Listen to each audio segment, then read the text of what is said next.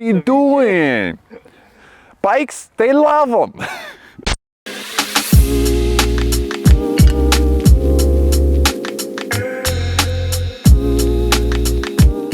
What happens when you lock a bunch of mountain bike engineers and pro racers in a lab with one goal, to build a downhill World Cup winning bike? Well, you get this, the all-new Orbea Rayon DH and EN. But bikes like these, they don't just happen overnight.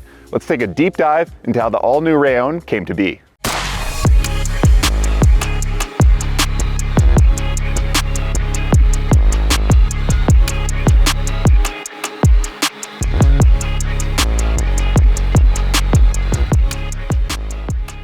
In Spanish, Rayon refers to El Rayon, an epic geographical feature in the Bardines Reales National Park. And Orbea means Orbea. But to properly understand these bikes, we gotta go back, way back. Orbea was founded in 1840 in Basque Country, Spain. Originally, they manufactured handguns until around 1930 when they exited the gun business and got into bicycles and baby carriages. Which may sound random, but hear me out. See, the handgun business wasn't doing so hot and Orbea needed to diversify. They were already experts at steel tubing and had a bunch of factories set up for custom steel tubing as well, so these two new products let them leverage their expertise and grow. Soon after, Orbea started producing competition-ready bicycles that were raced in events like the Tour de France and the Vuelta a España as early as 1931. 1969 may have been the summer of love, but for the Spanish economy, it was an especially tumultuous time, and it actually pushed Orbea to the edge of bankruptcy. The current owner wanted to shut things down, but the employees didn't, and so they banded together and bought the company and turned it into a co-op. Fast forward to 1989, and Orbea produced its first mountain bikes. Soon after, they started their own mountain bike race team, and things snowballed from there.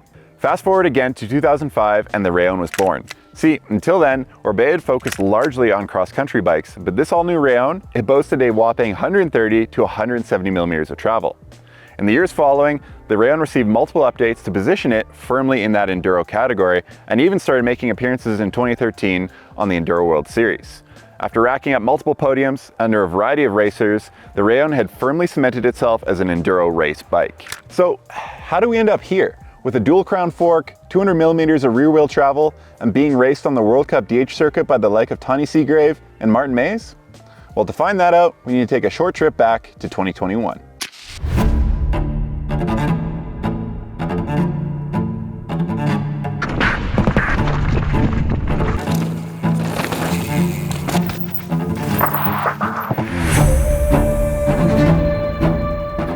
The idea for this bike began with one mission: build a bike capable of winning downhill World Cup races. Easy, right?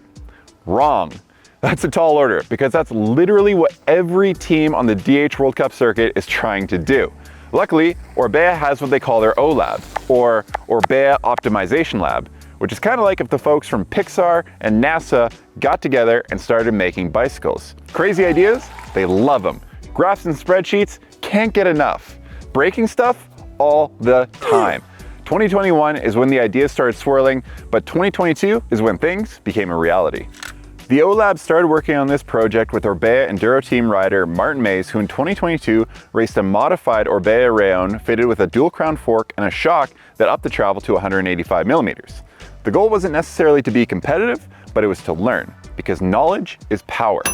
The frame went through a number of changes throughout that year, including upping the travel further, modifying the carbon layup, and adding weights to the down tube. In 2023, the team took what they learned using the Orbea Rayon platform and applied it to the Wild, which was wild. It was wild because the Wild is an e-bike. What did I tell you? These Orbea OOLAB people, they're nuts. However, this marked a crucial turning point in the project because using the Wild with the battery and the motor removed allowed the team to make changes like geometry, pivot locations, and adding weights in different parts of the frame. The Wild being an aluminum frame allowed them to make these changes much quicker and more efficiently than the carbon fiber Rayon before. In 2024, Orbea brought their prototype bikes to the world stage at tracks like Fort William and Enduro, where the bike placed 21st and 20th under Martin Maes. Not bad for a Frankenstein e-bike / DH race bike.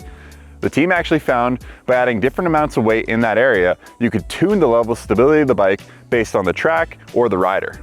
All of that time, testing, and tweaking has landed Orbea here with a DH race bike that comes in an Enduro trim. These bikes share the same main frame, with the difference being the lower shock link, which can be swapped out depending on what bike you're after. The frame also features multiple points of adjustability, including head angle, chainstay length, wheel size, and you guessed it, the ability to add and remove weight from around the bottom bracket.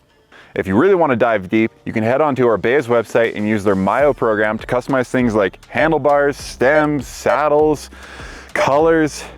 It's basically a Subway on steroids.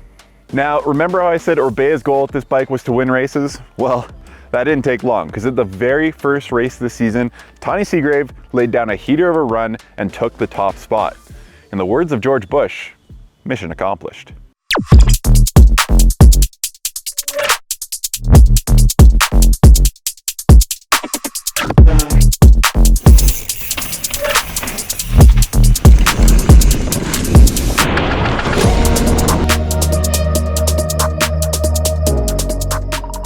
I hope you enjoyed the deep dive into this iconic platform that's now over 20 years old.